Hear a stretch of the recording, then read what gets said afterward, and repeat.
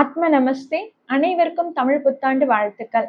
இந்த ஆண்டு ஆரம்பத்திலே குரு பெயர்ச்சி அடைந்து உச்சம் அடைகிறாரு. இந்த ராஜகிரகம் உச்சம் அடைய போகிறதுனால பாத்தீங்கன்னா உலக அளவுல பெரிய மாற்றங்கள் ஏற்படதான் போகுது. மக்கள் தனக்கு தேவையானதை ஒரு கிளர்ச்சி உண்டாக்கி ஒரு போராட்டத்தோட தனக்கு தேவையானதை அரசனிடம் கேட்டு பெற்றுக்கொள்ளக்கூடிய காலகட்டமா தான் இருக்கும். இது எப்படி இருக்கும்னா மக்கள் துன்புறுத்தினாலும் சரி, மக்கள் துன்பப்பட்டாலும் சரி, அரசன் அந்த இடத்துல சரியான ஆட்சி கொடுக்கலைனாலும் சரி, அந்த இடத்துல அரசனுக்கான புரிதலை உண்டாக்கி அவருக்கு அந்த தண்டனையை ஏற்படுத்தி கொடுத்து, அதற்கப்புறம் மக்கள் தன்னுடைய தன்னெழுச்சியால அவங்க சுதந்திரமா வாழக்கூடிய காலகட்டமாக தான் இந்த பராபவ ஆண்டு இருக்கும்.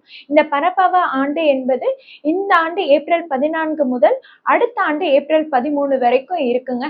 ஆக இந்த ஆண்டு பாத்தீங்கன்னா மக்கள் ஆரம்ப காலத்துல கொஞ்சம் துன்பம் அதிகமா அடைந்தாலுமே அதுல இருந்து அவங்க மீண்டு வெளிவருவாங்க. அரசும் அரசு அதிகாரிகளும் சரியான புரிதல் இல்லாம அவங்க அந்த ஆட்சியை நடத்தி வந்தாலும் சரி, மக்கள் அதற்கு தகுந்த பாடம் புகட்டின அப்புறம் அவங்களும் அவங்களுடைய ஆட்சி மாற்றத்தை ஏற்படுத்திட்டு மக்களுக்கு நல்ல வழியில உதவி பண்ணுவாங்க. நல்ல ஆட்சி பிற்காலத்துல ஏற்படுங்க. ஆக இந்த ஆண்டு பாத்தீங்கன்னா கிளர்ச்சிகள் அதிகமா ஏற்படும், போராட்டங்கள் அதிகமா ஏற்படும். அதே மாதிரி பாத்தீங்கன்னா ராஜகிரகமான குரு கடக ராசியில உச்சம் அடையும் போது அப்ப சந்திரனுடைய காரகத்துவமும் முக்கியம் பெறுது. ஆக நீர் மற்றும் திரவம் சார்ந்த துறைகள் எல்லாம் அதிகம் பேசும் பொருளாக உலக அளவுல பேசப்படுங்க.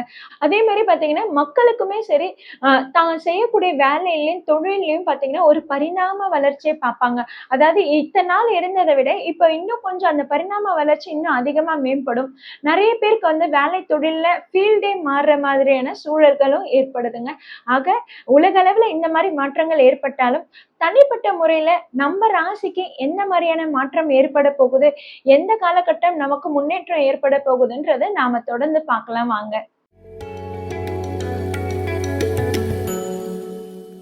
மீன ராசினருக்கு இந்த தமிழ் புத்தாண்டு ரொம்பவே பாசிட்டிவா இருக்குங்க.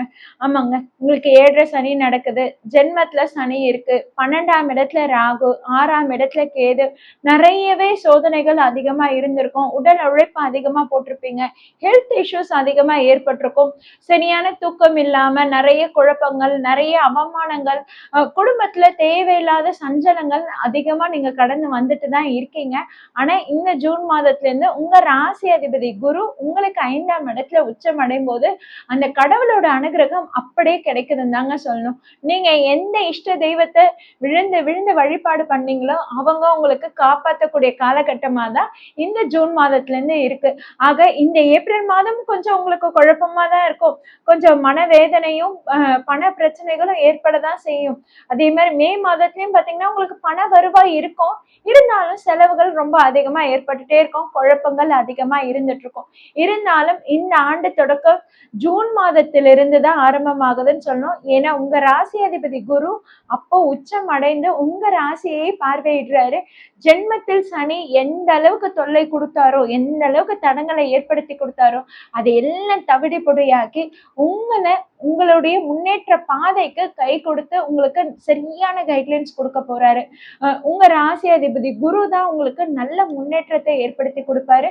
நீங்க இந்த காலகட்டத்துல குரு வழிபாடு பண்ணுங்க, உங்களுக்கு நல்ல மாற்றம் ஏற்படுத்தி கொடுக்கும். அதே மாதிரி 6ஆம் இடத்துல கேது இருக்கும் போது பாத்தீங்கன்னா நீங்க யாரு, உங்களை சுத்தி இருக்கிறவங்க யாரு, எப்படி இருக்கிறாங்கன்ற அந்த புரிதலை உங்களுக்கு உண்டாக்கி கொடுத்திருப்பாரு. உங்களுக்கு நிறைய ஃபேமிலியில நிறைய மனக்கசப்புகள் ஏற்பட்டிருக்கலாம். அதே மாதிரி பாத்தீங்கன்னா உங்களை சுத்தி இருக்கிறவங்க வேலை செய்யற இடத்துலயும் சரி, யார் யாரு எப்படின்ற அந்த உண்மை முகம் உங்களுக்கு வெளிப்பட்டிருக்கலாம். இதனால உங்களுக்கு மனசஞ்சலம் ஏற்பட்டிருக்கலாம். இதனால அவங்க கிட்ட இருந்து பிரிவு உண்டாகி இருக்கலாம். இப்ப அது வந்து என்னன்னா, எஸ் இது இப்படிதான் இருக்கும், என்ன பண்றது அப்படின்ற அக்செப்ட், அந்த புரிதல் உங்களுக்கு வந்துடும். இதுக்கப்புறம் உங்களுக்கு லைஃப் ஓரளவுக்கு ஈஸியா இருக்கும். அதுக்கப்புறம் பாத்தீங்கன்னா இந்த ஆண்டு இறுதியில உங்க ராசி அதிபதி குரு அக்டோபர் 31ல உங்களுக்கு 6ஆம் இடத்துல குரு மாற்றம் அடைகிறாரு. இந்த காலகட்டம் எப்படி இருக்குன்னா, உங்களுக்கு புதுசா ஏதாவது சொத்து வாங்கக்கூடிய அமைப்பு இருக்குது. 5ஆம் இடத்துல கேது இருக்குது. ஸோ பூர்வ புண்ணிய ஸ்தானத்துல கேது நுழையும் போது பாத்தீங்கன்னா கண்டிப்பா குலதெய்வத்தை நீங்க இந்த நேரத்துல வழிபாடு பண்ணுங்க. குலதெய்வ அனுகிரகம் இருந்ததுன்னா கண்டிப்பா உங்க குடும்பத்திலயும் சரி, உங்களோட வேலை செய்யற இடத்துலயும் சரி ஒரு நல்ல மாற்றமாக இருக்கும். அதே மாதிரி தேவையில்லாத பண கஷ்டமும் தேவையில்லாத பயமும் உங்களுக்கு தவிர்க்கப்படும். அதனால குலதெய்வ வழிபாடுன்றது இந்த ஆண்டு இறுதியில கண்டிப்பா வச்சுக்கோங்க. அக்டோபர் 31ல இருந்து குரு அதிசாரமா சிம்ம ராசியில நுழையிறாரு. அதுக்கப்புறம் வக்ரம் அடைந்தாலுமே ஜனவரி 20 வரைக்கும் அவர் சிம்ம ராசியிலே தான் இருக்காரு. ஜனவரி 20க்கு அப்புறம் தான் பாத்தீங்கன்னா திரும்பவும் அவரு கடக ராசியில வக்ரகதியிலே உள்ள நுழையிறாரு. மார்ச் 13 வரைக்கும் வக்ரகதியில தான் இருக்காரு. மார்ச் 13க்கு அப்புறம் தான் வக்ர நிவர்த்தி அடைகிறாரு. சோ இந்த காலகட்டம் எப்படி இருக்குன்னா அலைச்சல் கொஞ்சம் அதிகமா இருக்கும். ஹெல்த்ல கொஞ்சம் கேர் எடுத்து பாத்துக்கிற மாதிரி தான் இருக்கும். கண்டிப்பா நீங்க உங்களுடைய உடல் ஆரோக்கியத்துல அதிக கவனம் செலுத்துறது நல்லது. அதே மாதிரி பாத்தீங்கன்னா உங்களுக்கு 11ஆம் இடத்துல ராகுவோட அமைப்பு இருக்குன்றதுனால உங்களுக்கு லாபங்களும் அதிகமா தாங்க இருக்குது. அதே மாதிரி வீட்டுல மூத்தவங்களுடைய அனுசரணையும் அவங்களுடைய அனுபவங்களும் உங்களுக்கு பேருதவியா இருக்கும். மூத்தவங்களோட அனுசரன்றது கண்டிப்பா கிடைக்கும். அவங்களோட சப்போர்ட்ன்றது உங்களுக்கு கிடைக்கும். அது எப்படின்னா குடும்பத்துல ஏதாவது பிரச்சனை ஏற்படுதுன்னா அவங்க வந்து அதை சமாதானப்படுத்துவாங்க. அவங்க வந்து சப்போர்ட் பண்ணுவாங்க. சரி எல்லாத்தையும் சரி பண்ணலான்னு அவங்க ஏதாவது ஒரு ஸ்டெப் எடுப்பாங்க. அது மூலமா உங்களுடைய பிரச்சனைகள் குறையும். அதனால வீட்டுல யாராவது மூத்தவங்க ஏதாவது சொல்றாங்கன்னா அதை அப்படியே ஃபாலோ பண்ணுங்க. அந்த கைட்லைன்ஸ் உங்களுக்கு ரொம்பவே ஹெல்ப்ஃபுல்லா இருக்கும். அதே மாதிரி பாத்தீங்கன்னா ஃபேமிலியில எல்லாருடைய ஹெல்த்தும் கேர் எடுத்து பார்த்துக்கணும். இதுதான் ரொம்பவே முக்கியம். உங்களுக்கு மெடிக்கல் செலவுகள் இந்த ஆண்டு அக்டோபர் மாதம் வரைக்கும் உங்களுக்கு ஏற்படலாம். அதனால வீட்டுல இருக்கவங்க உங்களுக்கும் சரி ஃபேமிலியில இருக்கவங்களுக்கும் சரி கொஞ்சம் ஹெல்த் கேர் எடுத்து பார்த்துக்கோங்க. அதே மாதிரி நீங்க சாப்பிடுற உணவுகள்லயும் சரி கொஞ்சம் கேர்ஃபுல்லா இருந்துக்கோங்க. மோஸ்ட்லி அவுட் சைட் ஃபுட்டை அவாய்ட் பண்ணிக்கிறது நல்லது. ஏன்னா டைஜஷன் இஷ்யூஸ் வரும். அதே மாதிரி பாத்தீங்கன்னா ஸ்பைசி ஃபுட்டு காரசாரமான உணவுகளையும் துரித உணவுகளையும் நீங்க ஒதுக்கி வைக்கும் போது உங்களுடைய ஆரோக்கியத்தை மேம்படுத்தி கொள்ளலாம். வீட்டுல பூர்வீக சொத்துக்கான பிரச்சனைகள் வந்து தீர்வு கிடைக்கும். அப்ப பிரச்சனைகளும் இருக்கு, தீர்வுகளும் இருக்குது. கண்டிப்பா உங்களுக்கு அதன் மூலமாக ஏதாவது சொத்து பங்கீடும் உங்களுக்கு கிடைக்கும். உங்களுக்கு அதன் மூலமாக லாபங்கள் ஏற்படும். ஏன்னா 11ஆம் இடத்துல ராகு இருக்கிறதுனால உங்களுக்கு இத்தனை நாள் அவர் செலவுகளை ஏற்படுத்தி கொடுத்திருப்பாரு. இப்ப அவர் வந்து உங்களுக்கு ஒரு வருமானத்தையும் ஏற்படுத்தி கொடுக்குறாரு. உங்களுக்கு லாபத்தையும் அதிகமா ஏற்படுத்தி கொடுக்குறாரு. ஆக கடந்த ஆண்டை கம்பேர் பண்ணும்போது இந்த 2026 2027ன்றது உங்களால சமாளிக்கக்கூடிய ஆண்டாக தாங்க இருக்குது.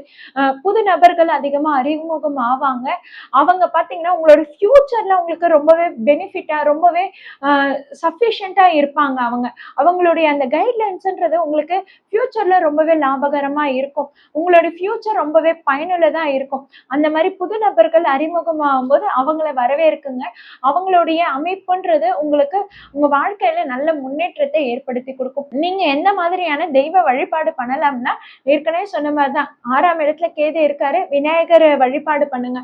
சங்கடங்களை தீர்க்கும் சங்கடஹர சதுர்த்தியை நீங்க தொடர்ந்து தேய்பிறை சதுர்த்தி அன்று நீங்க பிள்ளையார் கோயில்ல ஒரு செதறு தேங்காயை போட்டு விடுங்க. உங்களுடைய சங்கடங்கள் எல்லாமே தீரும். அதே மாதிரி ஜென்மத்துல சனி இருக்கிறதுனால கண்டிப்பா நீங்க வந்து ஹனுமன் வழிபாடு பண்ணுங்க. ஹனுமன் வழிபாடு பண்ணும்போது உங்களுடைய வேலையிலயும் சரி தொழிலையும் சரி, ஏன்னா மீனராசியில தொழில இருக்கவங்களுக்கு எல்லாம் பாத்தீங்கன்னா அப்படியே ஸ்டக் ஆகி நின்று இருக்கும். அடுத்த ஸ்டெப்பே நகர்ந்து இருக்காது. என்னடா இது, நம்ம எவ்வளவு முயற்சி எடுத்தாலும் சரி தேங்கியே இருக்கே, இந்த வேலையும் நெக்ஸ்ட் இதுக்கு போகவே மாட்டேங்குது, ப்ராஜெக்டும் எதுவும் வரவே மாட்டேங்குது அப்படின்ற கவலை எல்லாம் நிறையவே இருந்திருக்கும். ஆக மீனராசினர் தொடர்ந்து ஹனுமன் வழிபாடு பண்ணுங்க. ஜென்மத்துல சனி இருக்கும்போது ஹனுமன் வழிபாடும், அதே மாதிரி 6ல கேது இருக்கும்போது விநாயகர் வழிபாடும் பண்ணும்போது உங்களுடைய தடங்கள் எல்லாமே நிவர்த்தி ஆகுது. உங்களுடைய வாழ்க்கை பாதம் நல்ல முன்னேற்றத்தை அடையுது. அதே மாதிரி இந்த ஆண்டு பாத்தீங்கன்னா உங்களுக்கு ஆன்மீக பாதைன்றது ரொம்பவே அதிகமா ஏற்படும். நிறைய பேர் ஆன்மீக பயணம் மேற்கொள்வீங்க. நிறைய கோயிலுக்கு டிராவல் பண்ணுவீங்க. கோயிலுக்கு தொண்டு உதவிகள் அதிகமா செய்வீங்க. இதை தொடர்ந்து நீங்க ஃபாலோ பண்ணுங்க. உங்க வாழ்க்கை நல்ல முன்னேற்றம் அடையுங்க.